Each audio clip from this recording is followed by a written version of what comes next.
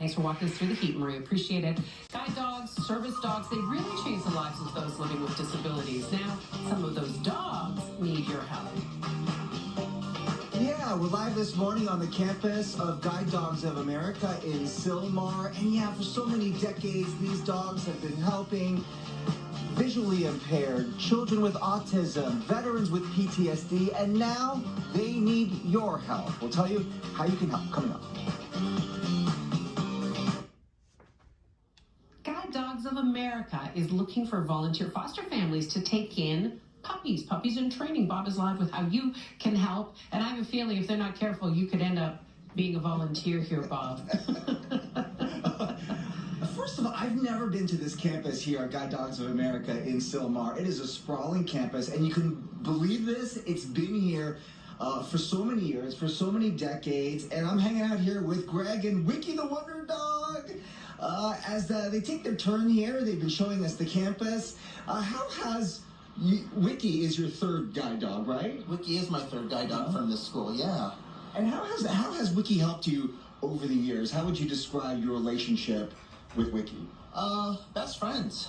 And, you know, having a guide dog's allowed me to become and remain independent and travel safely and independently and gain a lot of confidence in our abilities to get where we need to go safely. Yeah, and it amazes me because you now work with Guide Dogs of America. You manage their admissions program, so it's not just people who are visually impaired, but people from all walks of life, people with all types of disabilities that really need the assistance of these guide dogs and service dogs. For sure. Yeah, it's been quite a blessing to be able to join the program as an employee and help other people who are blind or visually impaired get matched with guide dog partners and have the same level of independence and mobility that I've had. And so it's kind of nice to be able to kind of give back a little bit of what I've gained from this program to other people. So we stepped onto the campus, and what's amazing, I was telling Greg, I hear the dogs now, they're barking. Those are the dogs that are now in training, right? But what you need right now are people who can help raise the puppies, because they got to start from somewhere. Exactly. We're blessed here at Guide Dogs America. We have a great group of people that volunteer to raise puppies. My brothers have become puppy raisers, and so these families take in these dogs at 8 weeks old and give them the love and attention and socialization that they need, and then at some point give them back to GDA so they become guide dogs or service dogs. And as handlers, we get to meet those puppy raisers eventually when we graduate with our guide dogs and have some really great bonds and relationships with those families going on into the future. I know it comes with great responsibility to become a puppy raiser. The issue is, during the pandemic, they had a lot of people who were at home, they were raising these puppies, and now they're in a situation where people are off to work and they're not really at home as much, and so they have trouble finding the puppy raisers. If you would like to have any interest in being a puppy raiser, to raise one of these puppies, we have the information on our website, foxla.com. It's Guide Dogs of America. It's about a year commitment, right? It's about a year and a half's commitment, yeah, to raise a puppy. All right. So coming up a little later, Michaela, we're going to go through the sprawling campus, visit some of the other dogs, and guess what? We get to see some of the puppies that you two can certainly raise. I love this, and I love the fact that you get to do this for a bit and then send the dog. The dog graduates and goes on to the formal training. I have friends that have been involved in the guide dog program. It's really, really powerful, and the accessibility it gives people. Look at that face. That Wiki the Wonder Dog. I know. Really something. It's got to be so rewarding, and I know it's probably difficult at the same time, right? Because you get attached to the dog, but you know that it's going to a good place, and it's gonna serve someone really well. And if there's any question, Wiki is indeed a good dog. There you go. All right, we're going to take a short break. Thanks so much, Bob. We'll be right back from you. Live this morning in Sylmar at Guide Dogs of America, seeing what these amazing dogs can do. Look at this. This is Levi. Levi, say hello to our viewers this morning. Oh, there he goes.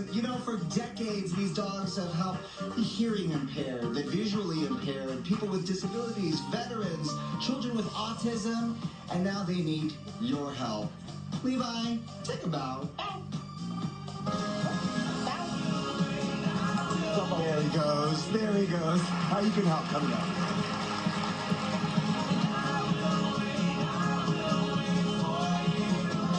Welcome back. 813 Guide Dogs change the lives of people living with disabilities. And this morning, some of these puppies need your help. Yeah, that's right. Let's go to Bob. He's live this morning with more on this puppy surplus. Hi, Bob.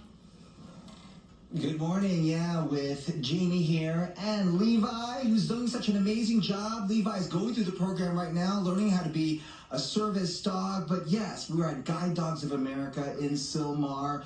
We're, shining a spotlight on this program, but also here because they're asking for your help. They need people to help raise some of the puppies that eventually go through the program here. Jamie is the assistant program coordinator, and wow, Levi's doing an amazing job. He is. He's learning very quickly. He can do so many things here, and I know that these are dogs that have helped the visually impaired, the veterans, children with autism, but really, they can do just a myriad of things. Yeah, so all of our service dogs learn around 40 cues that they can use throughout that. And most of our service dogs are actually trained by incarcerated individuals in 4 prison systems throughout California. Yeah, I want to show another trick here because you were showing me that yes, he as an knows example, retriever. he knows how to retrieve. Let's see. Get it. Levi, get it. Bring. Good boy. Get it. Good. Give. And give to me. Good boy. Isn't that amazing? And then he'll bring it back to you. That is it. Get it. And get it. Get it. There you go, buddy. Good boy. And you can imagine someone with a disability, someone who doesn't, perhaps, doesn't have use of a limb or something, can actually use a service dog like this. Absolutely. So our veterans we serve that have PTSD or mobility issues. So some of them could possibly be in a wheelchair. So if they drop something on the ground, they're unable to get it. So the dogs can help pick those items up for them.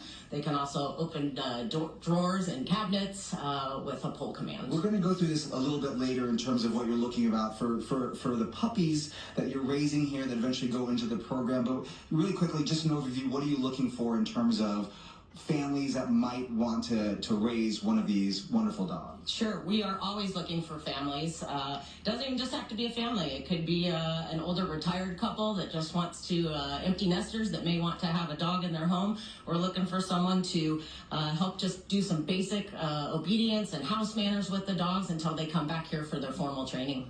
It's just great because these are dogs that really change lives and really give back to the families that raise them, and then the families that eventually goes to the people that it helps. And one more trick here. This is one of my favorite. You veterans really enjoy this one. Yep. So veterans or children with autism can use this. It's a deep pressure therapy, and so Levi's going to squish on you. Squish. Come on, squish. Come on, Levi. Good. So he's offering that deep pressure therapy to help ground you. If somebody's having an anxiety attack or a child has anxiety, this can help ground them. Release. Good Levi can do boy. that forever. And one last one. All right, Levi, hug. Hug Levi. Good boy. Oh, Levi is such a good boy. So Guide Dogs of America, we have a link on our website, foxla.com, if you would like to take part in raising one of these puppies. Coming up in the next hour, we're going to go visit with some of the puppies that are here and available to go to families or couples or anyone that thinks they could raise one of these guide dogs that eventually goes and serves someone who is in need. We'll send it back to you. Oh That's my gosh, great. that's so That's wonderful. wonderful. And it's expensive to train these dogs to become guide dogs. I mean, it is not cheap. And it takes a special kind of dog to be able to do it. I was just thinking about, though, if you have kids, they'd get attached, wouldn't they? I think the adults would get attached. Yeah, that's tough. Yeah. But, oh my gosh. I'm glad my daughter is on her way to school and not seeing this because she... Guide Dogs of America is looking for volunteer foster families to take in puppies, and Bob DeCastro is live with how you can help. Bobby D, good morning. Good morning. Yeah, we've been hanging out on the campus here at Sylmar of Guide Dogs of America, seeing all the wonderful things that dogs can do, especially with people with disabilities. And now we're in the puppy area, and these puppies are ready to go home with the puppy raisers. Okay, Diana, release the beast. Puppies. Here they come. Here they come. Oh, there they come. There they come. So these puppies are ready to go home with their razors, and Guide Dogs of America is looking for your razors, right? Right. Tell us, Stephanie, what you're looking for specifically. So we're looking for volunteers who would like to volunteer for a little more than a year. We will match them with an 8-week-old puppy, and during that period of time, they're going to teach that puppy basic obedience. They're going to teach that puppy how to be civilized in a home environment. And then really the biggest thing that's different about raising a service dog puppy versus a pet puppy is that you need to be able to take that puppy out into the world with you and incorporate it into most of your everyday life, because we want these dogs to learn how to be confident and calm in all the different settings where they're going to find themselves working later in life. We want them to be out and about. So tell me, who makes the ideal person or family for to be a puppy raiser? So the fun thing about puppy raising is that it can be the right project for a variety of different people. We have working professionals, we have empty nesters, we have active retirees, we have families. Really, as long as you have the time to commit to training and you're looking to make a profound difference in the life of somebody living with a disability,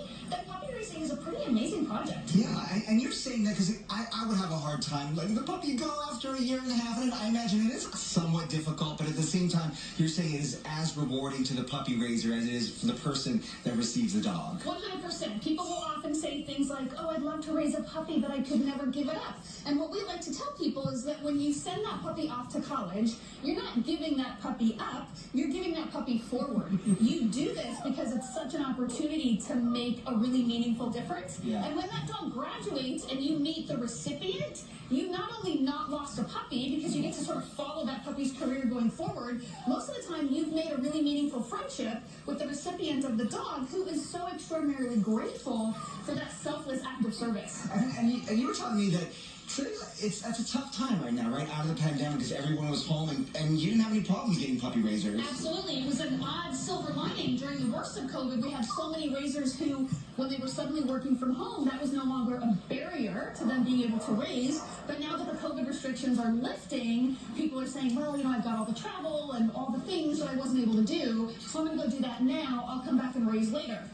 I'm sure it's unbelievably rewarding if you are, let's say, a retiree or you have some time in your house to welcome all of this love inside your home. And remember, you're paying it forward. You're paying this forward and helping out other people that need help. It's guidedogsofamerica.org. We also have our link on our website, foxla.com, and you can dedicate some time. I think I could actually fit this one in my pocket. Right. And the next thing, too, is that we're going to teach people everything they need to know. So if you've never raised a dog, that's okay. We can still help you be a successful puppy raiser. All right. I don't know if I'd be a success. We provide full tech support, Bob. We got you covered. Thank you. Tony, back to you. Oh, it's certainly a worthwhile thing to do if you can do it. All right, thanks so much, Bobby D. Appreciate it, Michaela. Did you see that? He was pausing. I think he's pausing. He has a special place in his heart for